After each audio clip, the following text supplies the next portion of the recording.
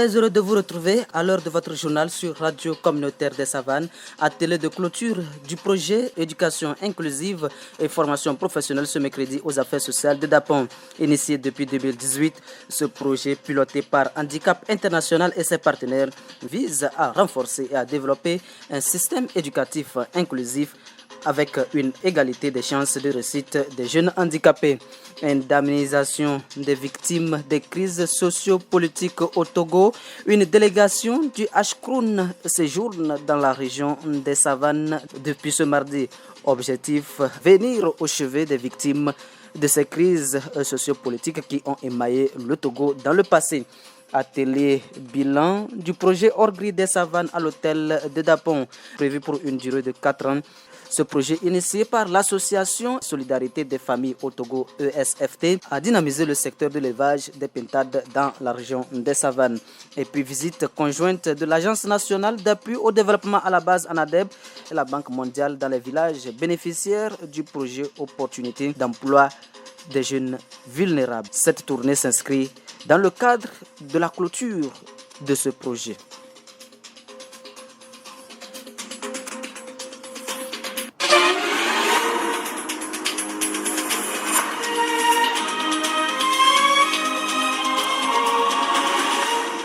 À nouveau, bienvenue. Le premier sujet de ce journal nous amène au Centre des affaires sociales de Dapon pour faire état de l'atelier de fin du projet Éducation inclusive et formation professionnelle. Ainsi, le projet Éducation inclusive et formation professionnelle, mis en œuvre depuis 2018, a connu des résultats notoires dans la région des Savanes. Durant ces 4 ans, pas moins de 400 enfants handicapés ont été scolarisés et 126 jeunes en formation professionnelle.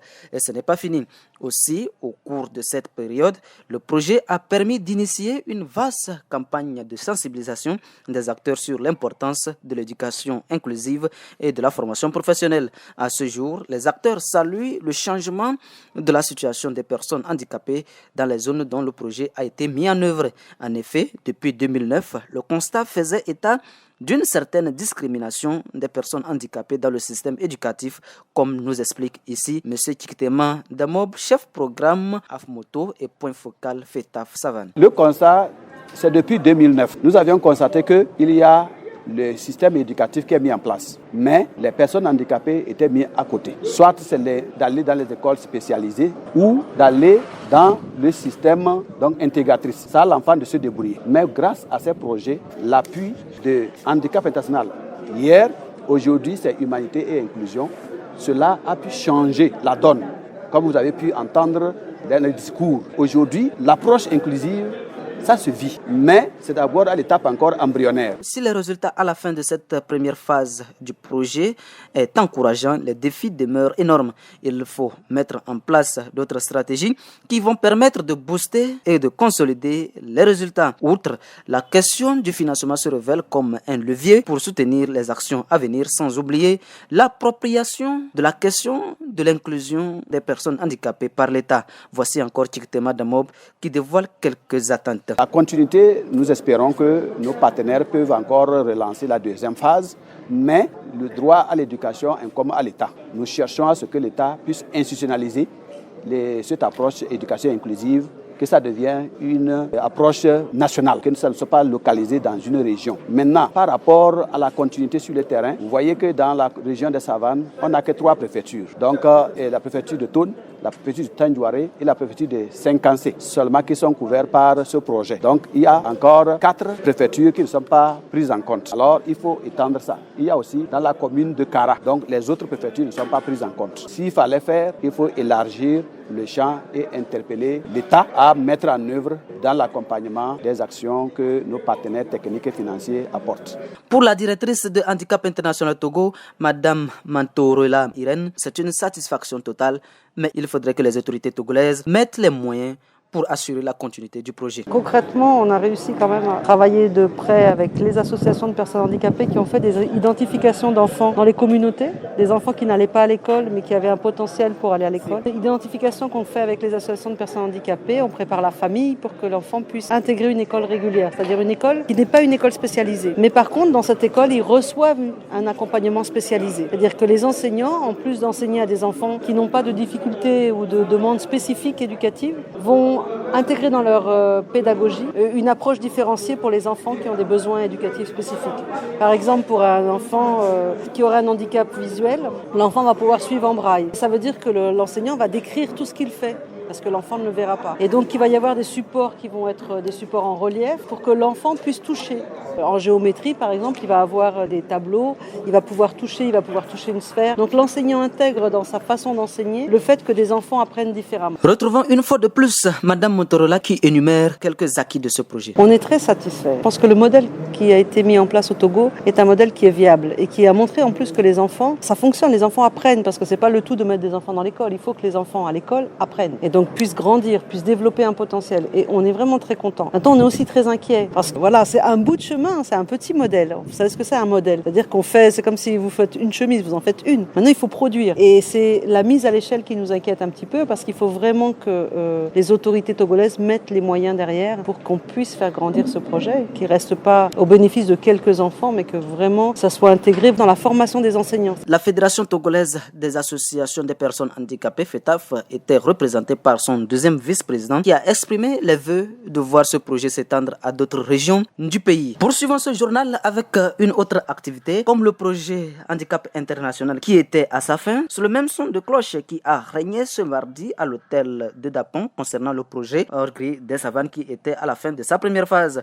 Hors-Gris des Savanes qui est un projet d'élevage sans frontières avec ses partenaires entend valoriser le secteur de l'élevage des pintades à travers la promotion pour une meilleure production et commercialisation. C'est une initiative de l'association Élevage et Solidarité au Togo, ESFT, qui vise la réduction de la vulnérabilité économique et alimentaire des ménages ruraux des 3 préfectures de la région des Savanes. De retour, voici le reportage de Nadège Tingpoul. En 4 ans, le projet Hors-Gris des Savanes, piloté par Élevage sans frontières et ses partenaires, ont renforcé les capacités et les moyens de production des éleveurs par une meilleure production des pintades, la réduction du taux de mortalité des pintados ou encore l'amélioration de la couverture des services de santé animale. Sylvain Gomez, coordonnateur régional du projet, nous parle ici des objectifs qui ont été pour la première phase de ce projet. Donc l'objectif présent, c'est de passer en revue les dispositifs qu'on a développés pour mieux accompagner les acteurs de la filière pintade Hors-Gris des Savanes. Donc il y a eu plusieurs dispositifs, un dispositif qui permet de mieux former les éleveurs, qui s'appelle le dispositif élevage-école, qui leur permet de mieux travailler les pratiques d'élevage et faire de la transmission de paysan à paysan. Il y a un deuxième dispositif qu'on veut passer en revue, qui est un dispositif champ-école, qui pareil fait de la transmission de paysan à paysan, mais cette fois-ci sur les pratiques culturelles. Et puis il y a un troisième dispositif, qui est un dispositif d'appui à l'entrepreneuriat, qui a été développé avec l'appui d'une IMF, la Copexifa, et qui permet d'aider à l'installation des éleveurs. Ce dispositif a aussi été complété avec l'appui de la MFFR, qui a permis la formation de jeunes ruraux et qui a permis de les former, de monter leur projet d'élevage et de les aider eux aussi dans leur installation. Et dans le cadre de cet atelier, il est aussi prévu, Élevage sans frontières et ses partenaires passent en revue le livret de recettes pour les mets de pintade et puis qu'on discute encore des freins et des obstacles qui freinent la filière. Pour la deuxième phase du projet, Élevage sans frontières et ses partenaires, ESFT, Copexifa, OREPSA, s'intéresseront cette fois-ci aux femmes, aux jeunes ainsi que l'environnement. Sylvain Gomez revient. Élevage sans frontières avec ses partenaires ESFT, OREPSA, Copexifa et la FMFRT a préparé une seconde phase de projet pour pousser encore plus loin les résultats de cette première phase. Dans cette seconde phase, on s'intéressera davantage aux femmes et aux jeunes et donc on appuiera encore plus leur renforcement de leur capacité, de leurs moyens de production en élevage de pintade. Il y aura aussi un volet environnemental qui sera plus marqué, avec toujours un accompagnement à travers le développement de pratiques agroécologiques, à travers des champs-écoles, le développement d'un dispositif de santé vétérinaire de proximité, parce que ça c'est un des grands challenges à améliorer, et puis la mise en place de règles de gestion collective des territoires. Et sur l'aval de la filière, on prévoit justement de concrétiser les études qui ont été faites lors de cette phase 1 avec la mise en place de provenderies, d'unités de transformation de la pintade et d'unités de commercialisation des petits équipements pour l'élevage. Pour la directrice de l'association Élevage et Solidarité des familles au Togo, ESFT, Madame Tchakolo Tagba, cette première partie a permis de réduire considérablement le mal profond des éleveurs de pintades, notamment le taux de mortalité des pentados élevé. Cette première phase, ça nous a permis de corriger certains savoir-faire. Au prime abord, on avait la mortalité des pentados qui allait à 80%. Donc c'était le grand problème à résoudre dans la production de la pintade. Donc aujourd'hui, on a corrigé un peu ce problème en mettant sur place un parcours, un itinéraire technique pour apprendre les techniques de production de la pintade aux éleveurs et éleveuses de la région des savanes. Aujourd'hui, le taux est descendu jusqu'à 40%. Ce n'est pas grand, mais c'est quelque chose. Donc nous retenons que nous avons fait un peu du chemin. On a pu réduire un peu ce taux de mortalité des pentados dans la région des savanes. Notons que la fin du projet sera marquée par le lancement d'une foire de la pintade, première édition, du 10 au 12 décembre 2021 sur l'esplanade de la préfecture de Thônes. Merci Anadège pour toutes ces informations relatives à l'indemnisation des victimes issues des crises sociopolitiques au Togo. Moi, j'écoute Radio Communautaire.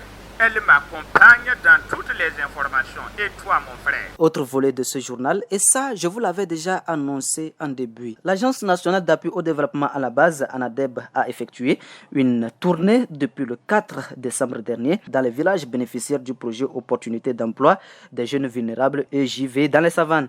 Avec à leur côté la Banque mondiale, partenaire financier, il était question de faire l'état des lieux, des résultats des acquis du projet Opportunité d'emploi des jeunes vulnérables. Outre, les deux institutions ont été renseignées sur les principales leçons ainsi que les éventuels facteurs de pérennisation du projet. Cependant, la délégation de la NADEB, conduite par sa directrice, Madame Katanga Mazalo, et la Banque mondiale, ont poursuivi leur tournée à Sigbinga, un village bénéficiaire du projet dans la préfecture de l'Oti Sud. Ainsi, à Sigbinga, comme partout ailleurs, ce projet a connu une grande réussite. Je vous propose de suivre un bénéficiaire qui exprime ses sentiments. On a choisi la retenue d'eau. Pourquoi nous avons choisi la retenue? On a un problème d'eau en saison sèche et encore on a le parfum, il n'y a pas l'eau pour faire le marchage. C'est pour cela qu'on a pris la retenue d'eau. La communauté a elle-même choisi de prendre la retenue d'eau. En saison sèche, nos bêtes mourraient. Il n'y a pas l'eau pour pouvoir les pleuvoir des animaux. Et là, on a voulu de faire la retenue pour pouvoir élever, grandir la quantité de... Bon, en saison sèche aussi, nous-mêmes pour faire la laissée, c'est pour voir ces problèmes. C'est ça qui a laissé qu'on a pris la retenue d'eau pour pouvoir faire le marché. La retenue d'eau, changé. Cette année, la pluie même qu'on a eue là, je pense bien que c'est la retenue de qui a la pluie à trop ployer. Autour d'ici, à Sibenga, il pleut. Quand il sort à quelques 5 mètres d'ici, il n'y a pas la pluie.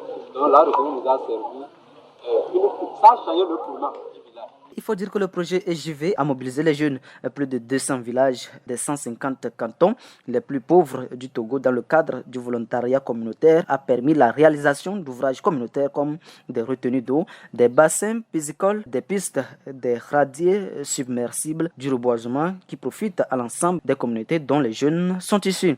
Pendant et après ce volontariat communautaire, les jeunes sont formés en développement d'affaires appuyés à l'élaboration de leur plan d'affaires. Pour la directrice générale de la NADEB, Madame Katanga Mazalo, ce projet a renforcé la cohésion sociale dans les communautés. Elle fait aussi le bilan de la mise en œuvre de ce projet. Ce projet a aidé à insérer professionnellement les jeunes de certaines de nos communautés, surtout en milieu rural. Nous avons commencé la mise en œuvre de ce projet depuis 2018. Je veux dire, en novembre 2017, nous avions eu la mise en vigueur et nous avons commencé tout le travail de préparation de la mise en œuvre de ce projet. Et ce projet avait pour objectif d'enrôler 14 000 jeunes, tous des travaux à haute intensité de main d'œuvre, c'est-à-dire des projets communautaires identifiés par les villages bénéficiaires, c'est-à-dire 200 villages qui étaient prévus. Et donc, chacun de ces villages devait identifier un projet communautaire, comme nous avons ici cette retenue d'eau qui est aménagée par 70 jeunes, dont on avait dit au moins la moitié de ces 70 jeunes devaient être des femmes. Nous avons inclus un peu moins de femmes que d'hommes. Elles sont 28 sur les 70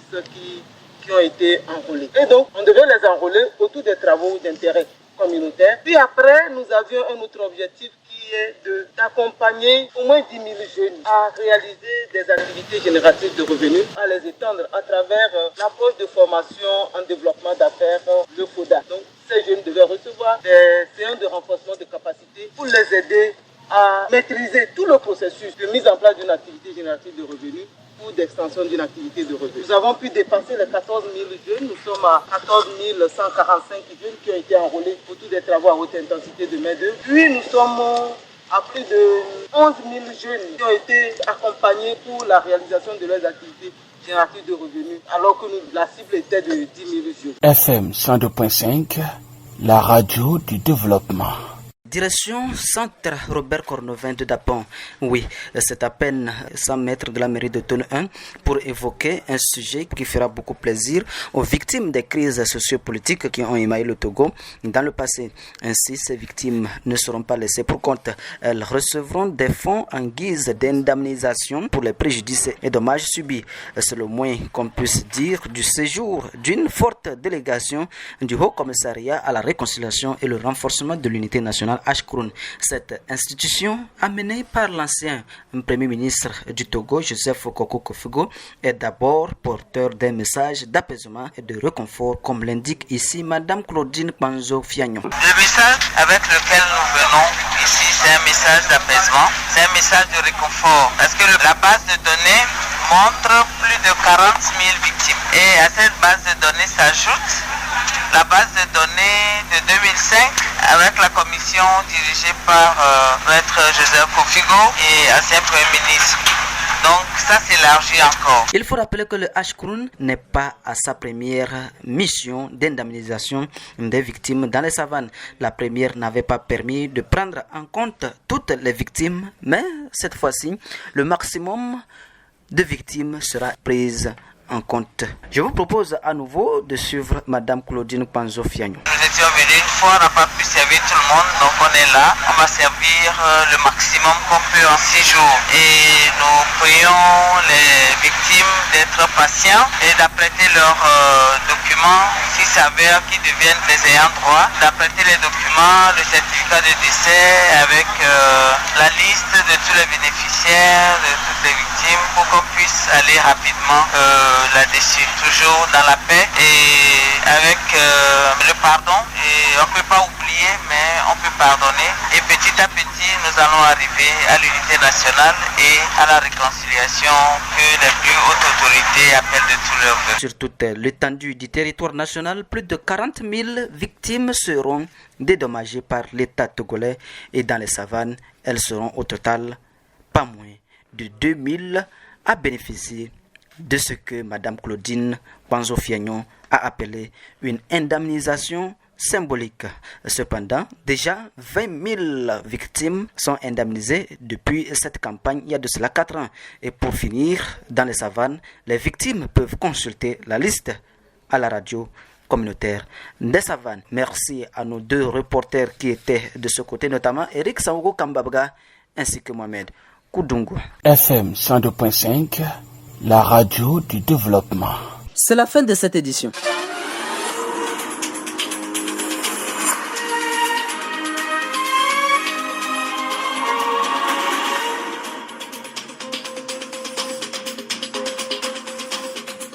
Aux opérations techniques, il y avait Samben Osman, à la rédaction Nadej Menkinit, coordination éditoriale Jean-Marie Kamouk, réalisation et présentation moi-même Jean Kancheki. Toute cette équipe par ma voix vous remercie d'avoir suivi ce journal. Avant de se séparer, retenez pour l'essentiel que le projet éducation inclusive et formation professionnelle est à la fin de sa mise en œuvre. Les activités marquant la fin s'est tenue ce mercredi aux affaires sociales de Dapon. Indemnisation des victimes des crises sociopolitiques au Togo. Une délégation du Ashkroun est au chevet des victimes de la région des Savanes. Et puis visite conjointe de l'Agence nationale d'appui au développement à la base, ANADEB, et de la Banque mondiale dans les villages bénéficiaires du projet Opportunité d'emploi des jeunes vulnérables et JV. Cette tournée s'inscrit dans le cadre de la clôture du dit projet. Mesdames, Messieurs, bonne suite de nos programmes sur la voie du paysan togolais. Bien de choses à toutes et à tous. et comme d'habitude et toujours très fraternellement. Au revoir.